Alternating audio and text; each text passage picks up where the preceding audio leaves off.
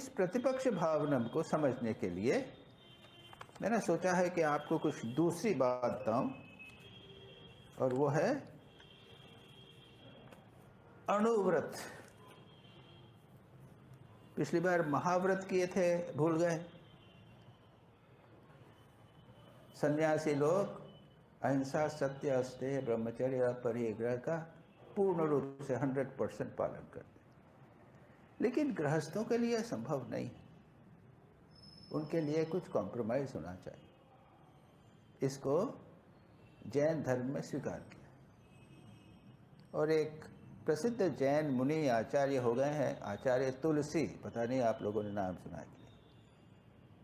उन्होंने एक अणुव्रत आंदोलन जैसा कर शुरू किया था, मूवमेंट, और हजार को उन्होंने कुछ रूल्स बना दिए थे, 10-12 रूल्स बना दिए थे।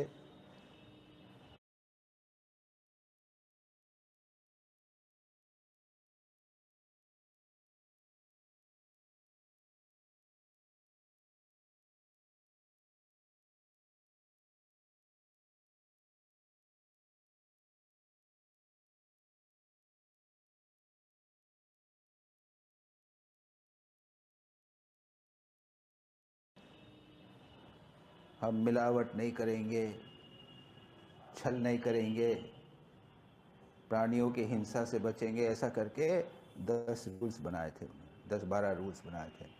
और बहुत सारे लोगों ने, जैन लोगों ने भी, गृहस्थ लोगों ने भी, हिंदुओं ने भी वो उनकी व्रत लिया था, अणुव्रत लिया था। तो हम उसके विस्तार में नहीं, लेकिन अणुव्रत में अगर हम थोड़ा सा विचार करें तो हमें पता चलेगा, यानी गृहस्थों के लिए, और हम भी तो हैं एक प्रकार से, कोई जैन साधु जैसा तो हम लोग नियम पालन करते नहीं हैं, लेकिन हम देखेंगे कि कितना कितायत कर सकते हैं, कितने प्रकार से हम अपने आप को छलते हैं, किस प्रकार से हम हिंसा करते हैं, लोगों को कष्ट देते हैं, उससे किस प्रकार से बच सकते हैं। बड़ा सुंदर बात मिलेगी। तो पहला है अहिंसा अणुव्रत, समझ गए ना? अहिंसा अणुव्रत क्या है? उसको बोलते हैं स्थूल प्राणातिपात विरमण व्रत, यानी प्राणियों को कष्ट करने का स्थूल रूप से उसको दूर रहना। क्या करते हैं? यानी स्थूल संसार के लोगों के, प्राणियों के प्रति स्थूल यानी स्थूल हिंसा का भाव नहीं रखना। इसमें 2 बातें हैं। तो कहते हैं कि हम 2 प्रकार से हिंसा करते हैं प्राणियों की। ये बड़ी सुंदर बात क्या है? संकल्पी, जानबूझकर, इंटेंशनल। मैंने देखा कि बिच्छू आया तो मार दिया, मच्छर आया मार दिया, ये संकल्प के द्वारा है ना, खुद अपने संकल्प करके द्वारा किया। दूसरा है आरंभी, यानी ये इससे हमारे व्यवसाय से संबंधित है। अभी देखेंगे, एक झाड़ू लगा रहा है तो उसमें व्यवसाय में उसने कीड़े मकोड़े तो उसको मरेंगे ही, बाबा क्या करेगा वो? बचाते बचाते तो झाड़ू नहीं लगा सकता। 2 प्रकार का है। पहला है जैसा संकल्पी, तो जो लोग मांसाहारी हैं या क्षत्रिय हैं, शिकार करने, पहले ज़माने में शिकार करने जाया करते थे, आज के लोग शिकार करने जाते नहीं। शिकार करना, दुर्गा पूजा के तब पशु बलि अभी भी होती है कि नहीं, पता नहीं होती शायद, है? बहुत कम हो गई। ठाकुर के टाइम होती थी, तो ठाकुर कहते थे मैं देख नहीं सकता हूँ। जहाँ तक हो सके संकल्पी, उसको आप सोच सकते। अब उद्योगी जैसे कहा, उसको आप देखिए कैसे हैं। जैसे गृहारंभी, हमें खाना बनाना है तो भाई आग जल रही है तो कुछ न कुछ तो थोड़े बहुत प्राणी मरेंगे। घर बनाना, मकान बनाना है, खोदा आपने तो अंदर से कुछ न कुछ जानवर कीड़े मरेंगे। दूसरा विरोधी, अगर कोई चोर आया तो आपको मारना पड़ेगा, उसे भगाना पड़ेगा, उसको जेल में देना पड़ेगा, उसको पकड़ना पड़ेगा। अपने परिवार के लिए, अपने राष्ट्र के लिए आपको हिंसा का उपयोग करना पड़ेगा। ये क्या हुआ? विरोधी हुआ।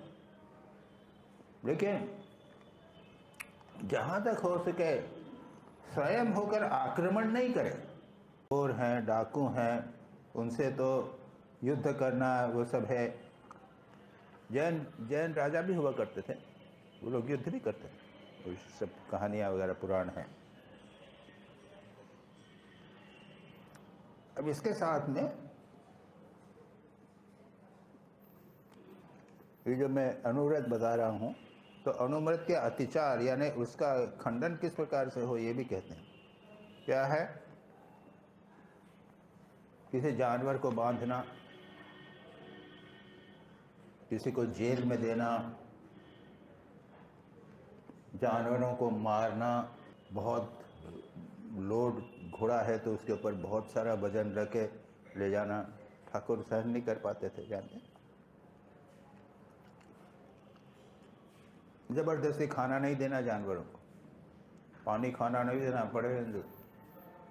ऐसी कहानियां हैं, कई बार इस प्रकार के लोग करते हैं। इसको दूर करने के लिए, इससे बचने के लिए पतंजलि योग सूत्र में ही वर्णन है, हम उसको कर भी चुके हैं पहले। मैत्री, करुणा, मुदिता, उपेक्षा। पता नहीं आप लोगों को याद भी नहीं है। सत्वेषु मैत्री, समस्त प्राणियों के प्रति मैत्री का भाव होना चाहिए। प्रमोद, करुणा, जो दुखी होवे उनके प्रति करुणा होनी चाहिए। और प्रमोद, जो सुखी होवे उनके प्रति आनंद का भाव होना चाहिए। इससे हमारा जो हिंसा का भाव है बहुत मात्रा में कम हो जाता है। और माध्यस्थ भावम, जो देखो कि विपरीत वगैरह है तो दूर रहो, उदासीन भाव से झगड़ा नहीं करना। दूसरा है सत्य। अब सत्य कहाँ तक चलेगा, कितना कॉम्प्रोमाइज होगा? यानी ये क्या है कि पक्का झूठा झूठ नहीं बोलना। किसी का अगर कोई रहस्य आप जानते हो तो उसको बताएंगे नहीं, वो तो सत्य है लेकिन बताएंगे नहीं। मैंने जानबूझकर झूठ बोलना किसी अपने स्वार्थ के लिए, दूसरे के अकल्याण के लिए, ये बिल्कुल नहीं करना चाहिए। जिससे ऐसा सत्य, और ऐसा सत्य भी नहीं बोलना जिससे प्राणियों को कष्ट होवे। याद रखिए, अहिंसा जो है वो सर्वोच्च नैतिक आदर्श। जो सत्य अहिंसा के विरुद्ध जावे, लोगों को उससे कष्ट हो, वह सत्य नहीं माना जाता। याद रखिए। इसमें क्या है? इसमें 2 प्रकार के, 4 प्रकार के असत्य झूठ कैसे हैं? Denying the existence of thing. कुछ ऐसी वस्तु है, देश काल टाइम है के अनुसार उसको नहीं बोला, वो है लेकिन बोलो कि वो नहीं है। या फिर कोई व्यक्ति रहता था उस समय, आप जानते हैं कि फलाना यहाँ स्वामी, वो स्वामी उस समय रहते थे, आपने बोल दिया वहाँ नहीं रहते। देश काल समय के अनुसार उससे विपरीत बोलना, ये एक प्रकार की झूठ है। दूसरी है देश काल पात्र के विपरीत बोलना कि वो है और नहीं है। 2 प्रकार का हुआ। देश काल पात्र समाज वहाँ उस स्थान पर वो स्वामी रहते थे क्या, कि नहीं रहते थे? या फिर फलाने टाइम वो स्वामी उसके क्या वो वहाँ पर थे, आपने बोल दिया हाँ है लेकिन नहीं थे। फिर विपरीत प्रकार की बात हुई। तीसरा है ऐसा बोलना है कि जैसी वस्तु है उससे विपरीत प्रतीत होवे। हाँ, मैं उन व्यक्ति को जानता हूँ, वो बड़े दुष्ट व्यक्ति है, और ऐसी गंदी बातें करना, गालियाँ देना, पाप युक्त वचन बोलना, ये सब भी जो है वो असत्य के अंतर आ जाता है। फिर गलत एडवाइस देना लोगों को, यानी यहाँ मांस खाने में कोई नुकसान नहीं है, अगर आप एडवाइस दें। गलत किसी के ऊपर आरोप लगा दिया, कोई सूक्ष्म कॉन्फिडेंशियल बात हो, जो रहस्यपूर्ण बात है उसको बता दिया, जाली नोट बना दिए, जाली स्टेटमेंट दे दिए, ये सब उसके अंदर आ जाते हैं। उसके बाद में है स्थूल अचौर्य अनुव्रत, चोरी नहीं करना। इसके विपरीत हमने व्रत लिया, व्रत करते हैं नहीं, स्थूल रूप से हम नहीं करेंगे। इसका मतलब यह है किसी के लिए द्वारा स्वामी अदत्त, किसी के नहीं दिए हुए, किसी ने दिया है उसको मैंने नहीं लिया, इस प्रकार का है। इसमें और कई प्रकार की बात हैं। तो इसमें भी किसी से चोरी करवाना, कैसे चोरी करना वो बताना, जो चोरी करने वाले किए हुए जो आर्टिकल्स हैं, कुछ वस्तुएं हैं, उसको खरीदना। आप मालूम है ना, आप कई स्थानों पर दिल्ली में ऐसे स्थान पे हैं तो चोर बाजारी कहते हैं उसको, तो जो लोग चोरी करते हैं वो चोरी करके वहाँ पे बेच देते हैं और आप वहाँ जाके खरीद सकते हो। तो जिसे कहते हैं ना कि छुपके छुपके कुछ कुछ काम करना, सरकारी जो नियम है उनके विरुद्ध काम करना, वजन जो है वेट, तो कहते हैं कि जब लोग परचेज करने जावे तो गलत वेट लगा के कम खरीदो, कम चीज़ दो उनको, और जब खुद खरीदने जाओ तो कम वेट लगा के और ज़्यादा चीज़ लो, इत्यादि कर बहुत सारे हैं। और उसके बाद में सब चोरी चमारी सब इसमें आ जाता है। उसके बाद में ब्रह्मचर्य व्रत इसी प्रकार का है। अपने पुत्र स्त्री संतान, पुत्र पुत्री का विवाह के अतिरिक्त दूसरे प्राणियों के, दूसरों के बच्चों के विवाह का अरेंजमेंट करना, इसको जैन धर्म उचित नहीं मानता। उसके बाद में